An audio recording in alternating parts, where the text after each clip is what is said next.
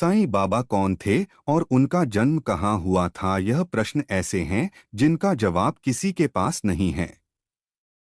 साईं ने कभी इन बातों का जिक्र नहीं किया। इनके माता पिता कौन थे इसकी भी कोई जानकारी उपलब्ध नहीं है। बस एक बार अपने एक भक्त के पूछने पर साईं ने कहा था कि उनका जन्म 28 सितंबर 1836 को हुआ था।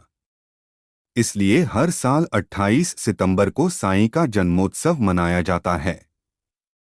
साईं बाबा ने अपने जीवन का एक बड़ा हिस्सा एक पुराने मस्जिद में बिताया जिसे वह द्वारका माई कहा करते थे।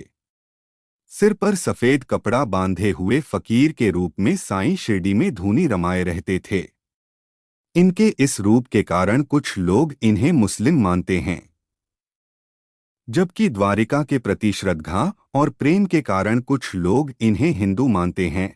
लेकिन साईं ने कबीर की तरह कभी भी अपने को जाति बंधन में नहीं बांधा। हिंदू हो या मुसलमान, साईं ने सभी के प्रति समान भाव रखा और कभी इस बात का उल्लेख नहीं किया कि वह किस जाति के हैं।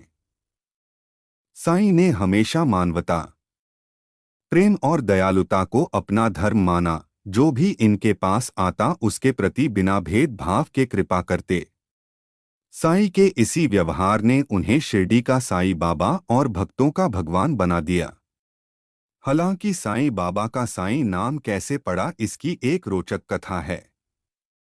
कहा जाता है कि सन 1854 में पहली बार साईं बाबा शिरडी में दिखाई दिए।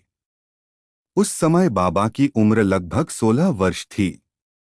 शिरडी के लोगों ने बाबा को पहली बार एक नीम के वृक्ष के नीचे समाधि में लीन देखा। कम उम्र में सर्दी गर्मी भूख प्यास की जरा भी चिंता किए बगैर बालयोगी को कठिन तपस्या करते देखकर लोगों को बड़ा आश्चर्य हुआ।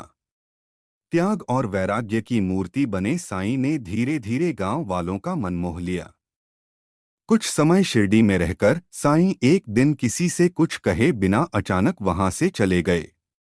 कुछ सालों के बाद चांद पाटिल नाम के एक व्यक्ति की बारात के साथ साईं फिर शिरडी में पहुंचे। खंडोबा मंदिर के पुजारी म्हाल साप्ती ने साईं को देखते ही कहा, आओ साईं। इस स्वागत संबोधने के बाद से ही शिरडी का फकीर साईं बाबा कहलाने लगा। शिरडी के लोग शुरू में साईं बाबा को पागल समझते थे, लेकिन धीरे धीरे उनकी शक्ति और गुणों को जानने के बाद भक्तों की संख्या बढ़ती गई। साईं बाबा शिरडी के केवल 5 परिवारों से रोज दिन में 2 बार भिक्षा मांगते थे। साईं ने अपने जीवन काल में कई ऐसे चमत्कार दिखाए जिससे लोगों ने इनमें ईश्वर का अंश महसूस किया।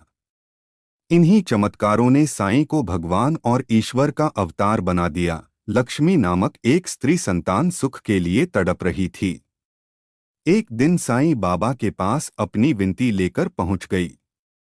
साईं ने उसे उदी यानी भभूत दिया और कहा, आधा तुम खा लेना और आधा अपने पति को दे देना। लक्ष्मी ने ऐसा ही किया। निश्चित समय पर लक्ष्मी गर्भवती हुई। साईं के इस चमत्कार से वह साईं की भक्त बन गई और जहां भी जाती साईं बाबा के गुण गाती।